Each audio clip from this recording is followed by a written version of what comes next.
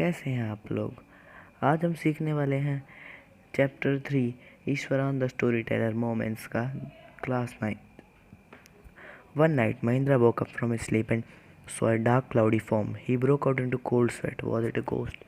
एक रात जब महेंद्रा अपनी नींद से उठता है तो वो क्या देखता है, एक डार्क क्लाउडी फॉर्म देखता है, मतलब एक घना, मतलब उसको दिख नहीं रहा होता अच्छे से, तो वो बहुत ज़्यादा डर जाता है। कोल्ड स्वेट मतलब बहुत ज़्यादा डरना ना। तो अब क्या वो घोस्ट है, हमें यहाँ पे पूछा जा रहा है क्या वो घोस्ट है, ये ईश्वरान है। तो अब क्या बताया जा रहा है, the story was narrated to Ganesh by a young man Mahendra by name. जो एक स्टोरी सुना रहा है गणेश को, महेंद्रा स्टोरी सुना रहा है। अब किसकी स्टोरी सुना रहा है, ईश्वरान के बारे में बता रहा है वो।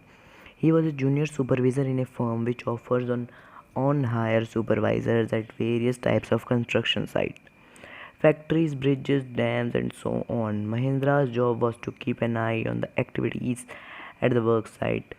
He had to keep moving from place to place every now and then, as ordered by the head office. From a coaling mine area to railway bridge constructions. From there, after a few months, to a chemical plants which was coming up somewhere. क्या बताया जा रहा है महिंद्रा की, यहाँ पे महिंद्रा की duty के बारे में बताया गया है। महिंद्रा की जॉब क्या है, महिंद्रा की जॉब है एक जूनियर सुपरवाइज़र है वो एक फ़र्म में। वो फर्म क्या करती है, ऑन हायर पे हमें वो देती है सुपरवाइज़र्स। जैसे सुपरवाइज़र्स का कोर्स काम क्या होता है, सुपरवाइज़र्स का बेसिकली काम होता है कि जो वहाँ पे जो जितने वर्कर्स हैं वो सब हैं, जो भी हमारा है सब उनको सुपरवाइज़ करेगा। सुपरवाइज़र काम है keep an I on everybody, जैसा कि यहाँ पे बताया keep an I on the activities of the work site.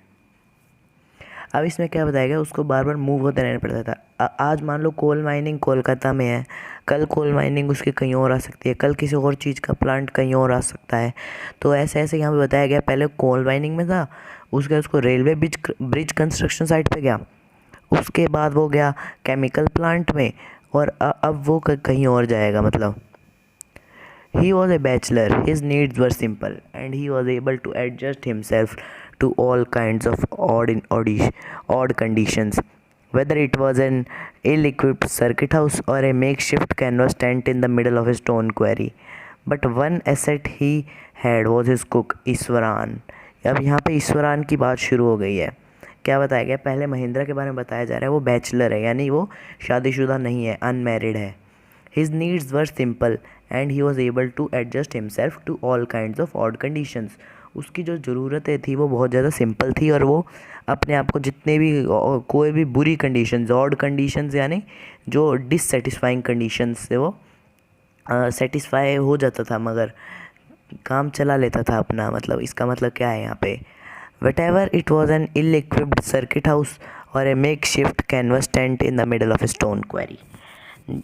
चाहे वो इल इक्विप्ड सर्किट हाउस, मतलब बिजली ना आना, किसी घर में आया बिजली की कटौती हो जाना, और या फिर कोई मेक शिफ्ट कैनवस टेंट हो, मतलब कैनवस जो टेंट है कि वो टेंट के अंदर रह रहा है, क्योंकि हर एक कंपनी उसको उसके हिसाब का एसेट तो नहीं दे पाती ना, मगर उसके पास जो एक एसेट था, एसेट यानी उसके जो बहुत रिलायबल गोल्ड, एक टाइप से उसके लिए गोल्ड था, वो था उसका कुक ईश्वरान।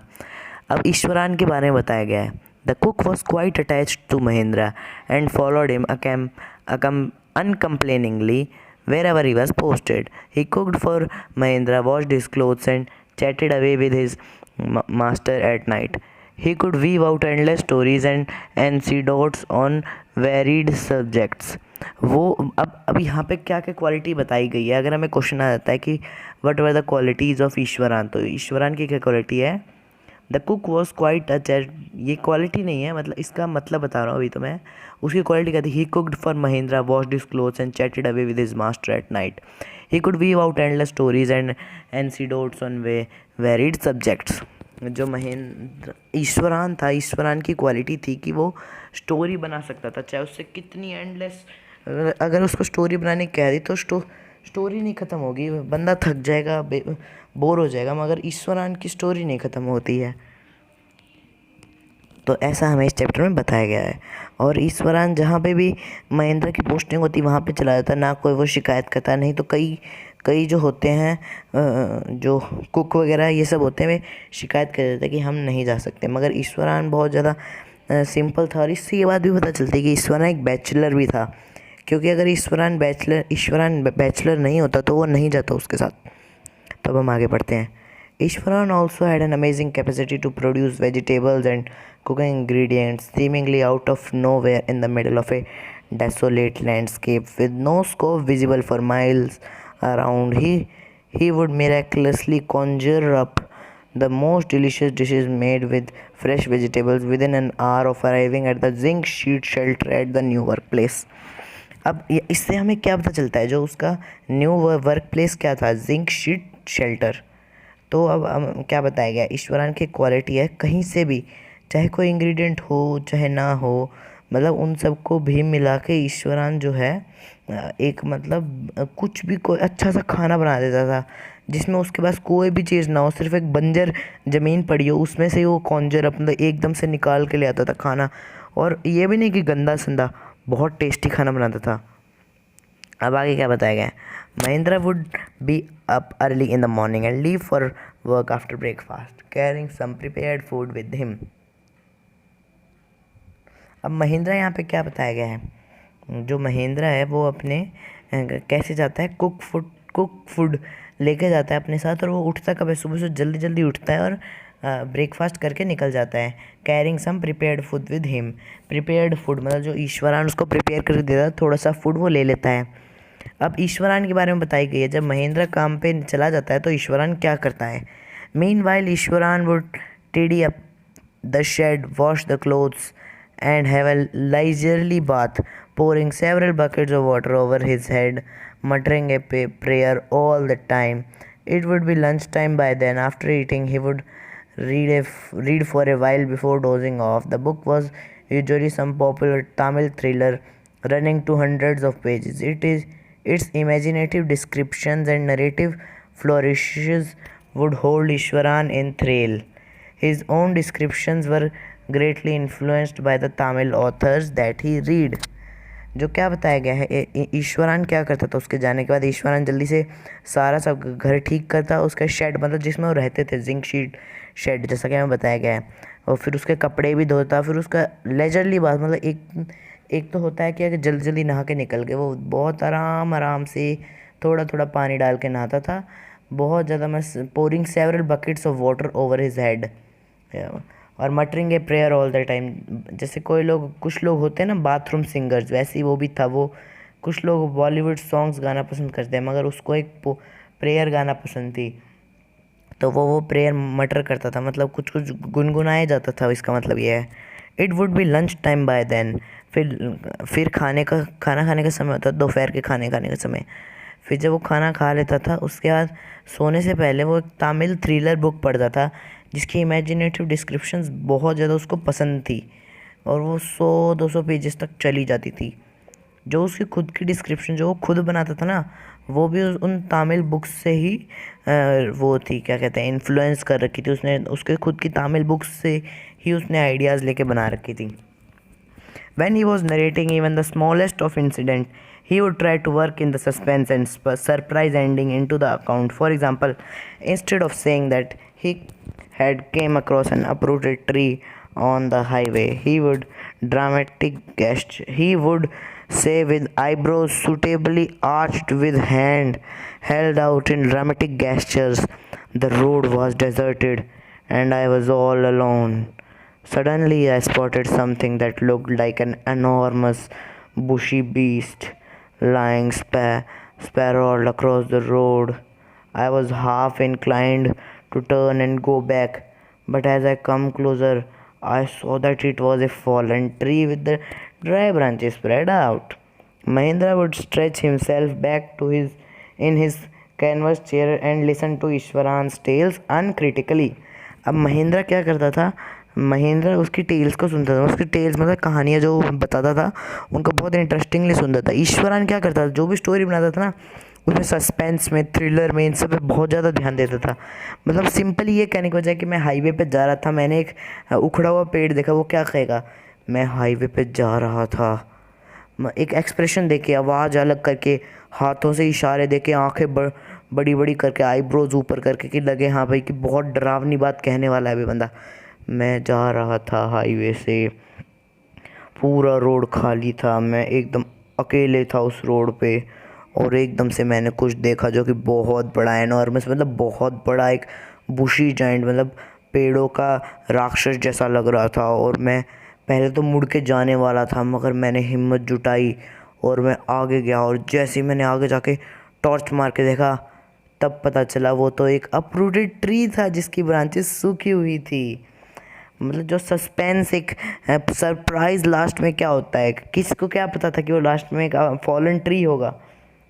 क्या आपको पता लग गया था पहले से कि फॉलन ट्री है? कमेंट करके ज़रूर बताइएगा। अब हम आगे पढ़ेंगे। The place I come from is famous for timber, Iswaran would begin.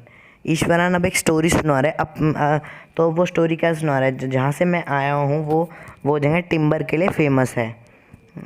There is a richly wooded forest all around. The logs are hauled on the lorries by elephants. They are huge, well-fed beasts.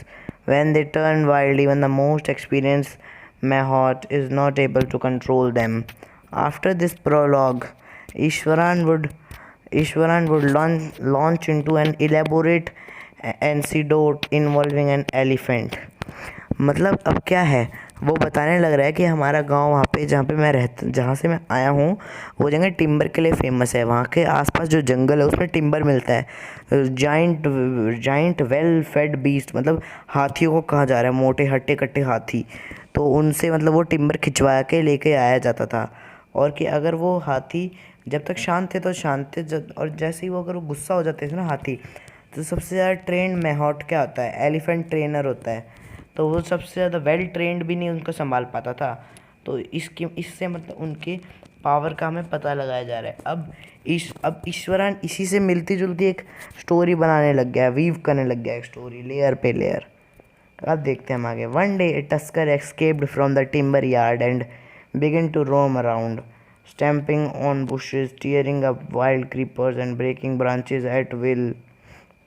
अपनी मर्जी से एक tusker निकल गया बाहर, तो वो मतलब पागल हो गया बिल्कुल, अपनी मर्जी से जो करे जा रहा है। कभी कहीं यहाँ से कुछ उखाड़ रहा है, कहाँ वहाँ से कुछ उखाड़ रहा है।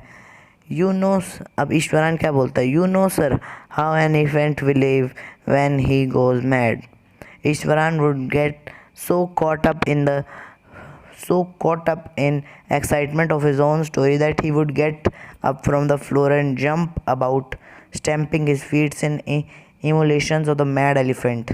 मतलब ईश्वरन अपनी खुद की स्टोरी पे इतना उछलने लग गया था, उसको इतना पसंद थी खुद की स्टोरी है कि उसी पे उछलने लग जाता था। अब ईश्वरन आगे क्या बताता है? ईश्वरन बताता है, the elephant reached the outskirts of the town, breaking the fences down like match sticks. जो टाउन के आउटस्कर्ट्स पे आया था, आउटस्कर्ट्स मतलब जो टाउन से थोड़ी सी दूर बाहर का एरिया होता है उसको कहा जाता है आउटस्कर्ट्स ऑफ द टाउन। तो breaking the fences down like matchsticks, जो एक अगर वेल फेड बीस्ट है, मतलब हट्टा कट्टा हाथी है, उसके लिए तो फेंसेस कोई बड़ी बात नहीं है, वो तो उसको मैचस्टिक्स की तरह ही तोड़ देगा। तो फिर अब वो यही बताया गया है यहाँ पे कि वो मैचस्टिक्स की तरह उनको तोड़ देता है।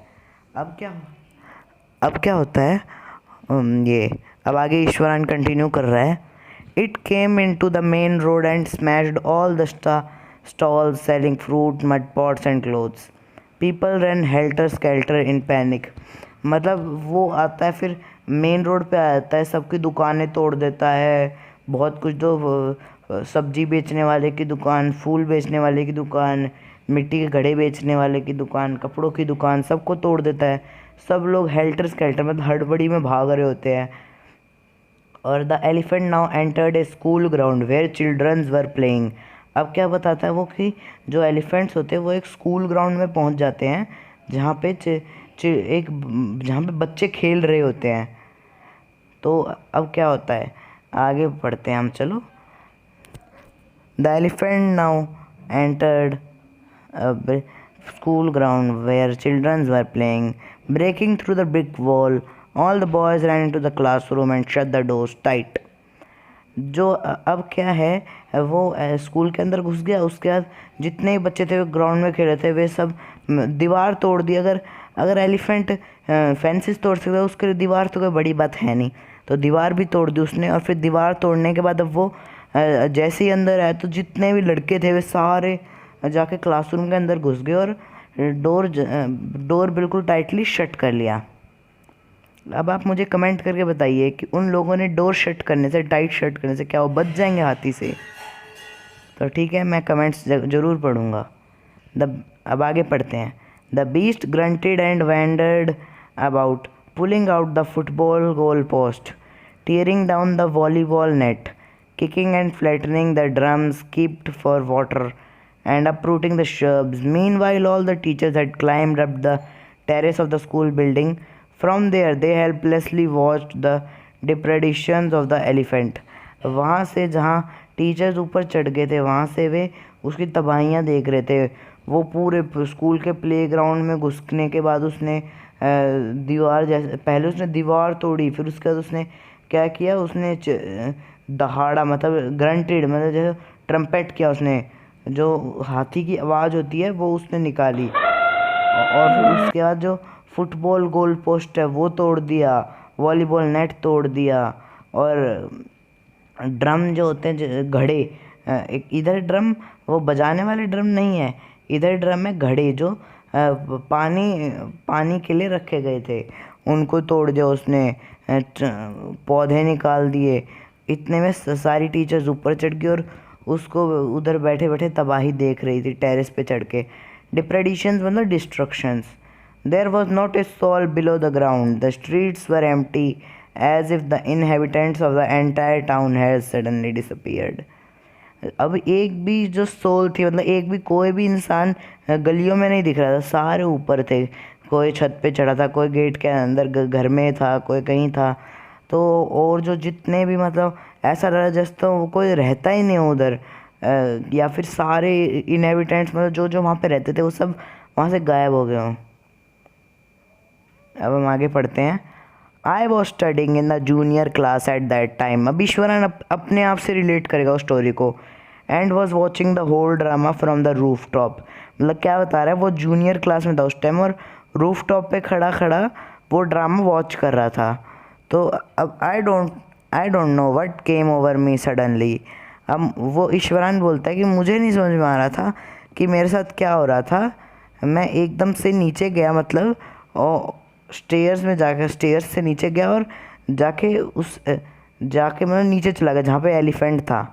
यहाँ पे बताया गया है, I grabbed a cane, I don't know what came over me suddenly, I grabbed a cane from the hand of one of the teacher and ran down the stairs into the open. एक मतलब छड़ी ली उसने और उसको लेके चला गया। The elephant granted and miraculously swung a branch of a tree which it held in its trunk.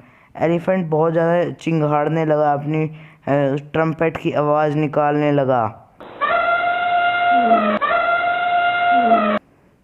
और जैसा कि उसके बाद फिर उसने क्या किया, एलिफेंट ने पेड़ को तोड़ के उसकी डंडी को अपने पूंछ में नहीं, सॉरी, अपनी ट्रंक में यानी उसकी सूंड में लटका लिया और उससे it stamped its feet, kicking up a lot of mud and dust. It looked frightening, but I moved slowly towards it. अब क्या बताया जा रहा है, वो मतलब अपने पैर पटक रहा था और उससे मिट्टी और धूल उड़ रही थी, बहुत ज़्यादा डरावना भी लग रहा था। मगर ईश्वरान क्या बताता है अब कि जो ईश्वरान है वो डरा नहीं, धीरे धीरे वो चलता गया आगे। मतलब इसमें ईश्वरान अपने आप को ब्रेव साबित करना चाह रहा है। But I moved slowly towards it, stick in hand. People were watching the scene, hypnotized from nearby housetops. लोग उस सीन को देख रहे थे, मतलब हिप्नोटाइज, मतलब एक टाइप से वो समझ ही नहीं पा रहे थे इस बच्चे को क्या हो गया, ये हाथी के पास क्यों जा रहा है। तो अब क्या बताता है ईश्वरान अब आगे। The elephant looked at me red-eyed, ready to rush towards me. It lifted its trunk and trumpeted loudly. At that moment, I moved forward and mustering all my forces, wagged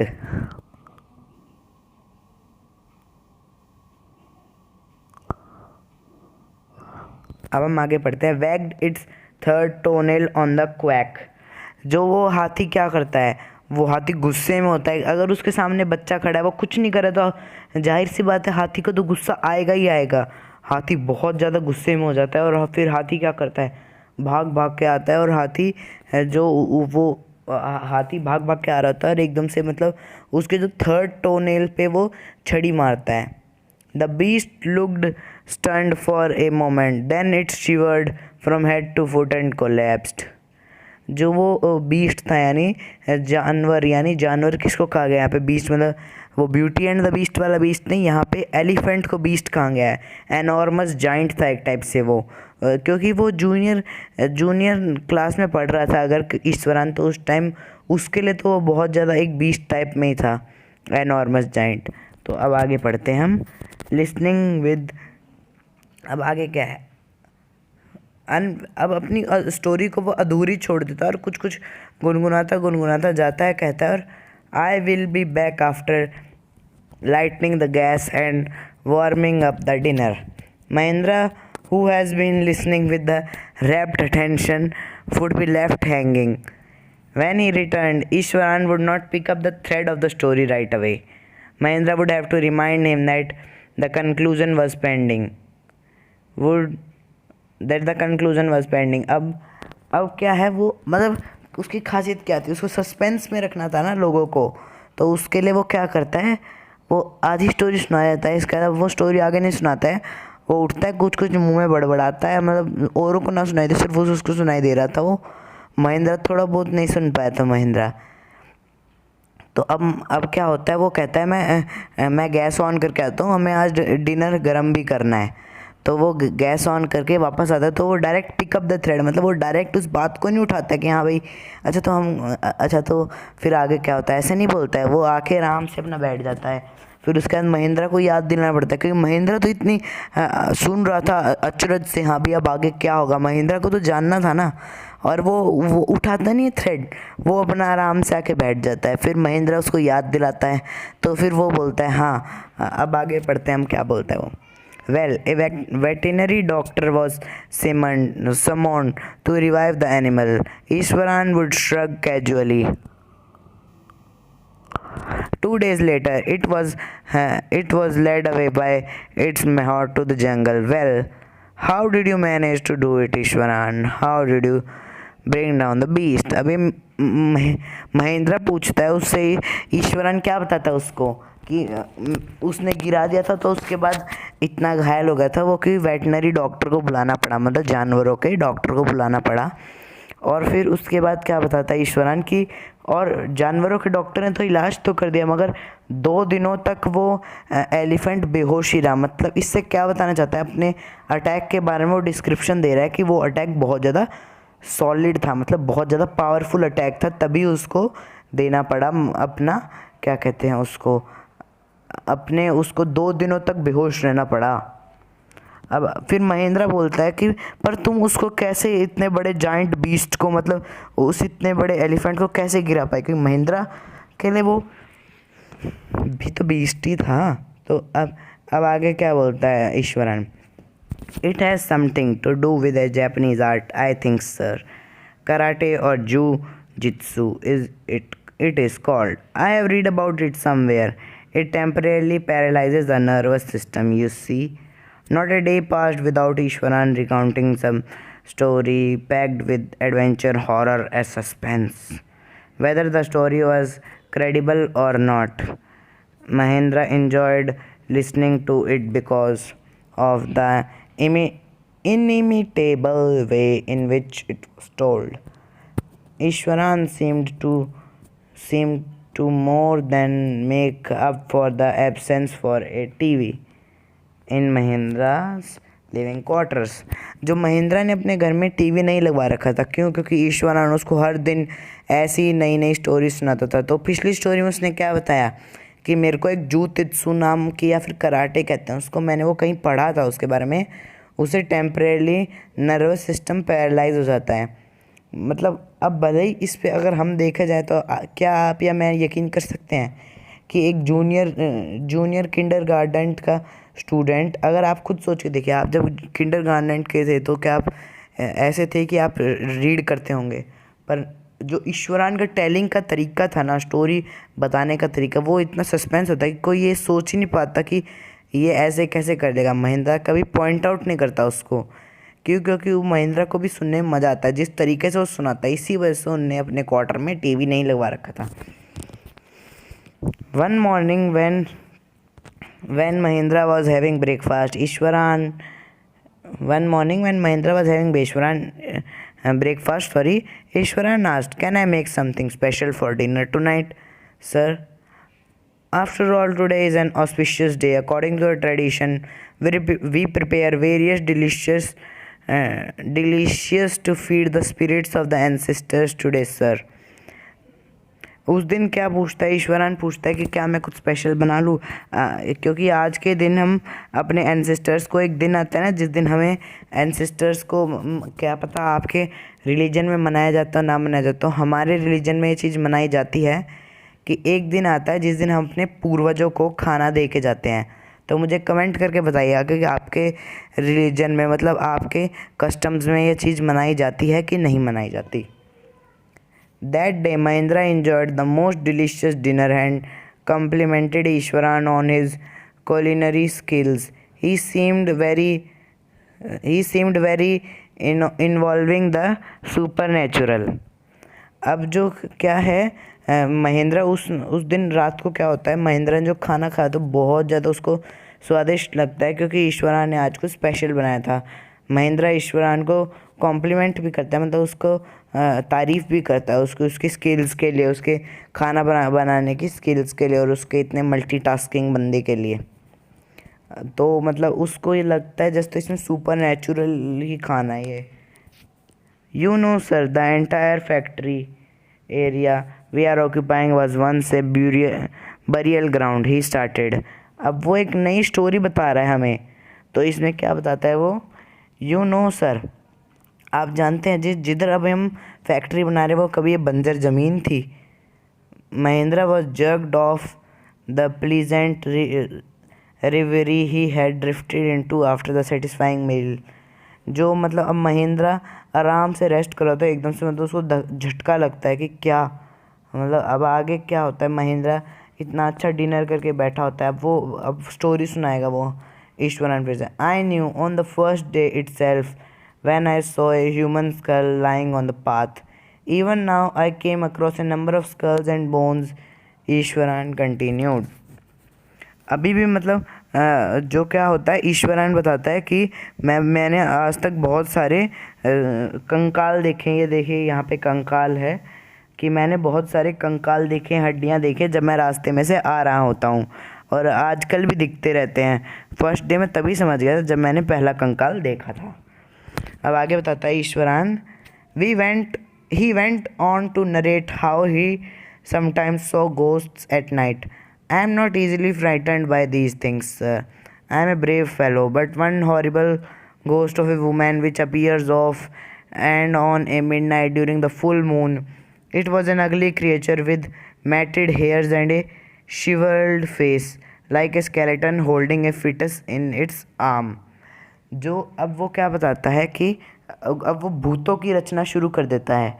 वो बताता है कि वैसे तो मैं इन भूत वगैरह से डरता नहीं हूँ, मगर एक भूत जो कि एक लड़की का होता है, वुमेन का होता है, वो मुझे अक्सर डरा देता है। जब भी मैं भूत देखता हूँ तो वैसे मैं नहीं डरता, मगर मेरे को एक लड़की का जब मैंने भूत देखा था तो मैं उससे डर गया था। घोस्ट, हॉरिबल घोस्ट था। अब उसकी डिस्क्रिप्शन बताता है, जब मिडनाइट होती है फुल मून के दिन, एक अगली क्रिएचर, मतलब गंदा सा, अगर वो भूत है जाहिर सी बात है गंदा तो होगा, तो फिर वो क्या होता है, उसके मैटेड हेयर मतलब उलझे हुए हेयर, उसका शिवर्ड फेस, मतलब क्योंकि वो कंकाल है तो उसका अजीब सा फेस, और ऐसा लगता है जैसे तो कोई कंकाल किसी बच्चे को पकड़ रहा हो, फीटस मतलब unborn baby. Mahindra shivered at the description and interrupted rather sharply. Are you crazy, Ishwaran? There are no such things as ghost or spirit. It's all a figment of your imagination. Get your digestive system examined, and maybe your head as well. You are talking nonsense. अब महेंद्र क्या होता है, वो इतना डर जाता है कि उसको गुस्सा आता है, वो ईश्वरान को वहीं की वहीं चुप करवा देता है। बोलता है क्या तुम पागल हो ईश्वरान, तुम ऐसे क्यों क्यों कर रहे हो, ऐसा तो भूत या फिर या आत्माएं होती ही नहीं हैं, ये सब सिर्फ हमारी इमेजिनेशन का एक पार्ट होती हैं। वो कहता है कि अपना जो डाइजेस्टिव सिस्टम है और शायद तुमने कुछ खा लिया है, इसी वजह से तुम ये सब उल्टी उल्टी बातें कर रहे हो। और वो ऐसा कह के और वो रूम से निकल जाता है। He left the room and retired for the night expecting Iswaran to sulk for a couple of days. अब वो क्या करता है, वो रूम को छोड़ देता है और सोने के लिए चला जाता है। वो सोचता है कि अब ईश्वरान कुछ दिनों तक उससे नाराज़ रहेगा, मगर ऐसा नहीं होता है। अगले दिन क्या होता है अब हम देखते हैं। But the next morning he was surprise to find the cook as cheerful as talkative as ever. अगली दिन वो जैसा नॉर्मली होता है वो वैसा ही था। अगर हमें भी कोई डांट दे तो हमें भी थोड़ा बुरा लगता है, हम उससे नाराज़ होने की कोशिश करते हैं, मगर ईश्वरान ने ऐसा कुछ भी नहीं किया। जितना वो पहले चीयरफुल था उतना ही चीयरफुल अगले दिन भी था। From that day on Mahendra for all his brave talks went to bed with a certain unease. उस दिन के बाद से जब से फिर महेंद्रा ने उससे स्टोरी सुनना बंद कर दिया और वो बिना किसी स्टोरी सुने वो चला गया अब सोने। Every night he peered into the darkness. अब क्या बताया गया, हर दिन जब रात होती थी आउटसाइड मतलब बाहर देखता था विंडो में next to his bed, trying to make sure that there was no movement of dark shaped in the vicinity, but he could only see a sea of darkness with the twinkling stars that the factory miles away, that with the twinkling lights of the factory miles away। मतलब वो कई बार बाहर खिड़की से झांक के देखता है कि कहीं कोई चीज़ मूव तो नहीं करी, कहीं कोई भूत तो नहीं बाहर। मगर अब क्या होता है, ईश्वरान जो नहीं महेंद्रा जो होता है उसको कोई चीज़ नहीं दिखती, सिर्फ काला अंधेरा ही अंधेरा दिखता है उसको और थोड़ी फैक्ट्री की लाइट दिखती हैं। He had always liked to admire the milk white landscape on full moon night, but after hearing Iswaran story of female ghost he avoiding looking out of his window altogether when moon was full. One night Mahendra was woken up from his sleep by a low moon close to his window. At first he put it down to a cat prowling around for mice. अब क्या होता है जब उसको बहुत पसंद होता है मिल्क वाइट लैंडस्केप। जिस दिन अगर फुल मून निकला हुआ तो उस दिन जो रात हो जाती है वो मिल्क और वाइट लैंडस्केप होता है, मिल्की वाइट लैंडस्केप होता है, तो उसको वो देखना बहुत पसंद है। मगर जब से उसने ईश्वरान की वो फीमेल भूत वाली कहानी सुनी थी तब से वो बाहर देखने को अवॉइड ही करता है।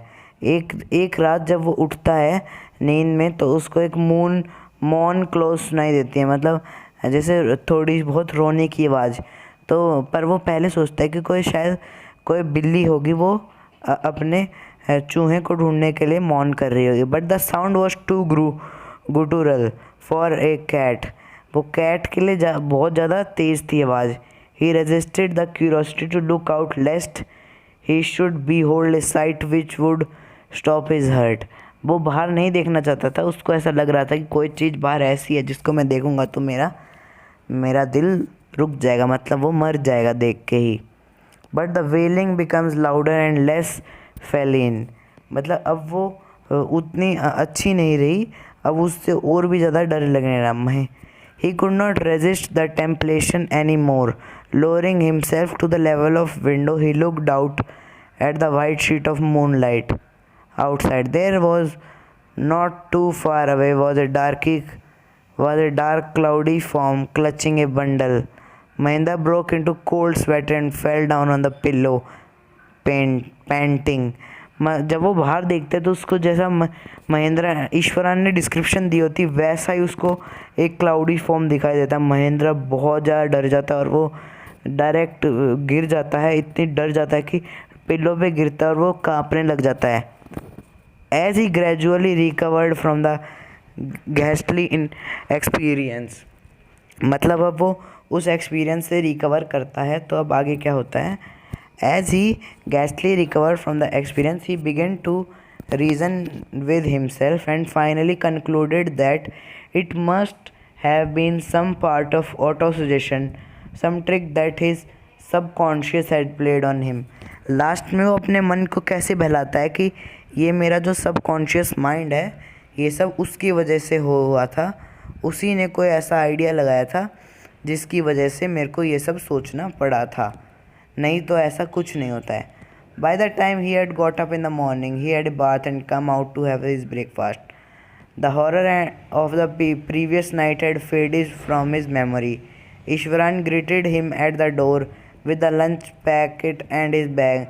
Just as Mahendra stepping out, Ishwaran grinned and said, "Sir, remember the other day when I was telling you about the female ghost with the fetus in its arm? You were so angry with me for imagining things. Well, you saw her yourself last night. I came running I came running, hearing the sound of moaning that was coming from your room." A chill went down Mahendra's spine. He did not wait for Ishwaran to complete his sentence. He hurried away to his office and handled in his papers, resolving to leave the haunted place the very next day. अब क्या होता है, सुबह सुबह जो ईश्वरान उसको खाना बना के देता है, वो अभी तक भूल चुका होता है उस रात के घटना को. अब वो क्या बोलता है सुबह सुबह ईश्वरान को कि याद है सर, जब मैंने आपको वो फीमेल गोश्त की कहानी सुनाई थी तो आप मुझ पर बहुत ज़्यादा गुस्सा कर दिए थे. कल तो आपने उसको खुद ही देख लिया. कि फिर बोलता है कि कल आपने तो उसको खुद ही देखा, मैं तो भागा आया था. जब मैंने आपके रूम से मॉर्निंग की आवाज़ सुनी थी, मतलब दुख की आवाज़ सुनी थी, तब मैं भागा आया था. तो अब क्या होता है, a chill went down Mahendra spine. और फिर वो बोलता है कि मतलब जो महेंद्रा के मतलब बहुत ज़्यादा डर जाता है, उसके स्पाइन जो होती है उसमें से एक चिल वेंट कर, मतलब जो एक डर की फीलिंग होती है वो आती है. महेंद्रा उसके रिप्लाई के लिए भी नहीं रुकता है, बस महेंद्रा जाता है और जल्दी से जाके उसी दिन जाके पेपर्स देता है हाथ में. उनको बोलता है कि अब मैं इस जगह पे एक दिन भी नहीं रहना चाहता. और इसी के साथ हमारी ये स्टोरी ख़त्म होती है, जो कि थी एक स्टोरी R.K. लक्ष्मण की द्वारा लिखी गई स्टोरी है. ये R.K. लक्ष्मण जी के द्वारा, ये देखिए R.K. लक्ष्मण. तो उम्मीद है आपको पसंद आई होगी. अगर आपको मेरी वीडियो पसंद आई होगी तो लाइक करके ज़रूर बताइएगा. और अगर आपने अभी तक हमारे चैनल को सब्सक्राइब नहीं किया तो सब्सक्राइब करिएगा. और हाँ, बेल आइकन दबाना ना भूलिएगा ताकि आपको मेरी कोई भी नई नोटिफिकेशंस मिस ना कर सके आप. तो इसी के साथ गुड बाय.